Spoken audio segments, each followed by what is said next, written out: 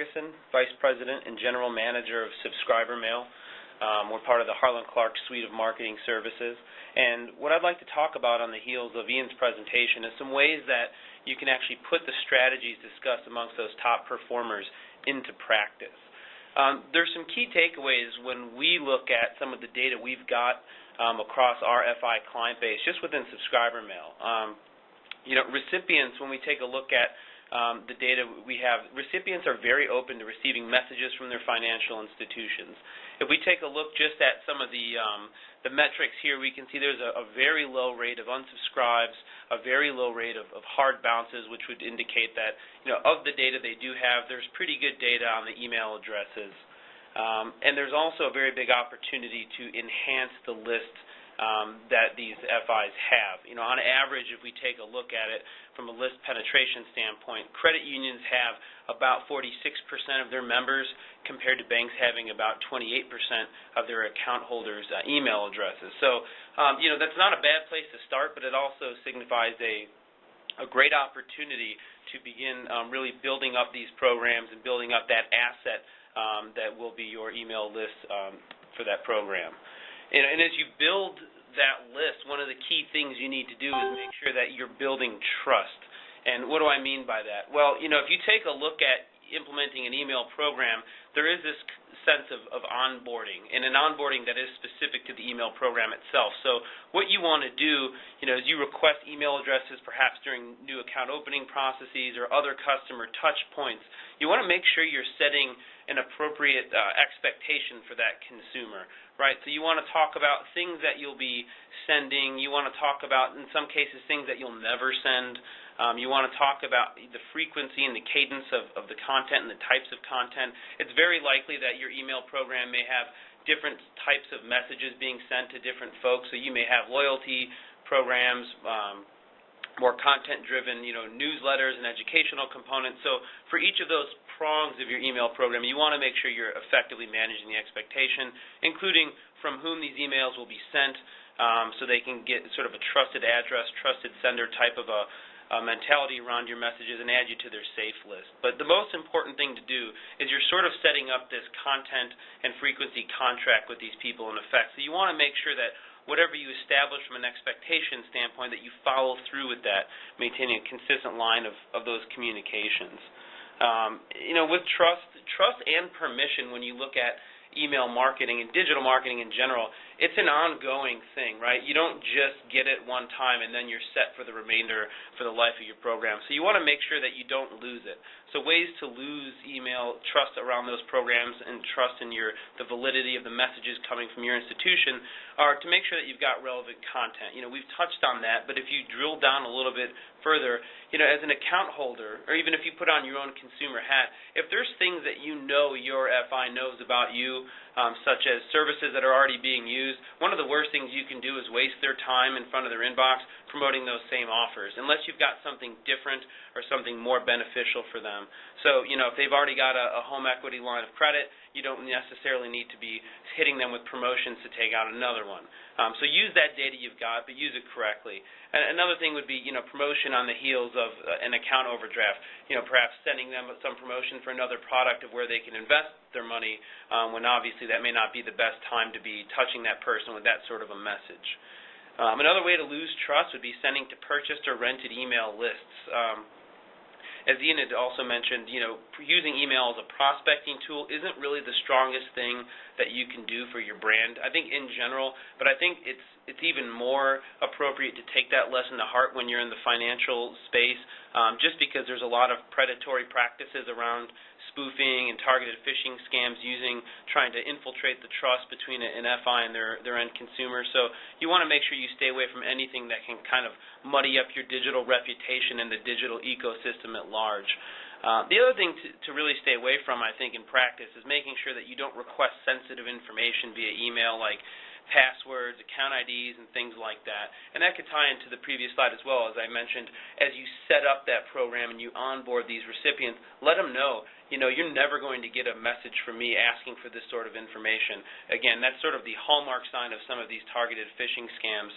So that's a good way to make sure you let them know you would never do that and follow through with that promise. In addition to keeping trust when we talk about content and cadence, remember that canned spam compliance. That's a legal guideline. It isn't necessarily how your recipients think about what actually is or is not spam. I think we could probably all agree that the legislatures who put together canned spam weren't thinking of what's a playbook for a marketer to optimize consumer engagement, right? So you want to think that a recipient's definition of spam would be unexpected messages, being overmailed, being mailed with irrelevant offers, and even if it doesn't result in you getting any sort of you're not going to get sued or you're not going to get fined, what you can see is some heavy list attrition, which basically erodes a very valuable asset, being your email marketing list, which effectively can be the cornerstone, and should be the cornerstone, I think, of your digital marketing endeavors. So you want to take a look at those things and make sure that you're sending permission-based emails, you're providing relevant content at an acceptable frequency, and making sure that it's personalized. So when we talk about a personalized experience and we talk about sometimes the constraints that trying to produce very relevant content creates, we can take a look and understand that there are solutions out there that can help make this a much more efficient process for you. So what we've got here is a general wireframe for the way an email message might go out. You can see that there are modular blocks where content can be filled in. And the interesting thing is when you couple this with the fact that you do have data points on your recipients, with the right tool, you can make sure that you're actually making these variable and dynamic components of the message. Now, in practice, how would that shake out? Okay, so let's just take a real simple example. Let's say on a target list, you've got a grouping of various account holders. So maybe one of them is 62 years old and married. The other one might be 34 years old, married with small children in the house or something like that. If you've got the right data in that recipient profile, you can let a lot of the email service providers' tools do some of the heavy lifting there, and you can get multiple customized elements within the message within a single send. So your production times can be lowered, but you can still create the sort of engagement. If you imagine being a recipient falling into one of these two demographics, when you open that up, before you even get into reading the content, there's much more of an emotional reaction in that first couple seconds of opening that can really heighten the engagement and increase the propensity for that person to consume your message and really read through to the content that you're providing. When you think about that content as well, though, you want to make sure that you're providing this value. So when you take a look at, educational content versus promotional content, think about it like this. You want to do something where you're talking with or talking to, not talking at the folks on your list. So, sometimes that can be a little bit more difficult to create if there's tight resources around from a production standpoint, but it does allow for a more targeted message. So when you think about it, you want to provide value to that recipient as opposed to asking for things from the recipient. One of the products that we've actually recently launched here at Subscriber Mail, specifically with an eye toward the financial email marketer, is something called Content Base. So this is an archive of content that's specifically written, is professionally written for the financial email marketer. So it allows you to select from various categories of content based on your message, and you can pull it up, you can use as is, you can tweak it so it's specific from your institution and incorporate it into the wireframe type of templates so that you can have a higher level of efficiency when you want to produce more relevant content within these email marketing messages. And this content itself is specifically geared and been edited toward the email channel. And another thing, Ian had talked about some of the transactional messages and transpromotional messages. So when we think about that, transactional messages, well, what does that mean? Transactional messages actually have a very different definition inside of the canned spam definition, but these are messages that have less to do with sheer promotion and more to do with legitimate events within your business relationship with that end recipient. So there's a ton of them on the slide, but if you think about it, deposit watermarks, unusual activity, invitations for anniversaries, parties, events at the branches. There's all sorts of these things, and what you need to think about them are opportunities to engage with that person, and potentially opportunities to let them know about relevant offers. So within the transactional messaging lies a transpromotional opportunity. You can leverage these non-commercial sends to really boost up the value, right? First of all, one of the things you can do is make it a more engaging format. So rather than a plain text looks like something that got, originated out of a back-end ERP system. You've got something that's a little bit more engaging. The other thing that you can do, and you may want to make sure you consult with your email service provider or one of the more strategic consulting folks to help guide you to make sure that you've got the right ratio and balance of content, but you can add some promotional messaging within these sorts of communications. So in this specific example, you'll see that there's an example letting them know that their account statement's available for balance, but there is also a call to action for the overdraft protection service offering. So what you'll see is, I think they were around 90+% open rates with these sorts of messages, and with a single focus on that message plus a single focus on one other call to action below that, you can imagine the type of response rates you might see on messages like this when you're looking to cross-sell or upsell and really drive revenue with these sorts of communications. If we take a step back away from email and kind of get more into the general digital marketing ecosystem, one of the things that comes up is social media. And I think that that's a very gray area for a lot of marketers. I mean, it's sometimes tough to measure. There's different sets of resource requirements that maybe you're used to dealing with, and there's a high potential for brand damage. But I think we all know that it really is only gaining in strength. So there's some real basic things you can do to kind of put your toe in the water first. One of them would be, make sure you've got some set of social profiles that are up there, and you can build a following, you can cross-promote, you can actually use your Facebook page to get drive sign-ups to your email marketing program, as well as you can share pertinent sections of content and links through social that maybe you're originating through that email marketing channel.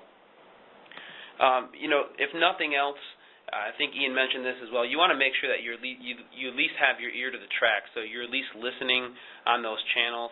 And one good practice that we've seen is letting folks know, maybe from your other digital asset, your website, is letting them know here are the legitimate places where we can be found within the digital ecosystem. So, that kind of cuts out the opportunity for any imposter to try to intercept some of your followers or do anything of that nature. So let them know where you reside and make yourself available to make sure you're at least listening to any of the chatter on those sorts of channels. Mobile is another area I think that sometimes has some of that same nebulous feel to it as social, specifically for financial marketers. It's one of those things that you might be focusing on because you can definitely notice that the top performers are doing things like creating mobile optimized versions of their sites, of their email messages. And a good way to see is that for me, is that something I should be doing? Because your audience might be comprised of a different demographic, but you could take a look at metrics that are available to you if you're using something like Google Analytics, or even within Subscriber Mail, you can take a look at some of our analytics metrics from your email sends, and you can take a look and say, well, who's engaging with this on mobile platforms versus desktops, or potentially both. So when you invest in that, don't think of mobile as just apps, don't think of it as just text messages, but think of it as this little device that is sort of glued to the palms and on the sides of some of your recipients, and know that there's another way to engage with those folks, and it's generally complementary to your program as a whole. It's not necessarily in lieu of any other channel. So, you can see that when you put all these things together, when we talk about multi-channel, you've got there's so many different ways that folks can engage with you, engage with the promotional messages.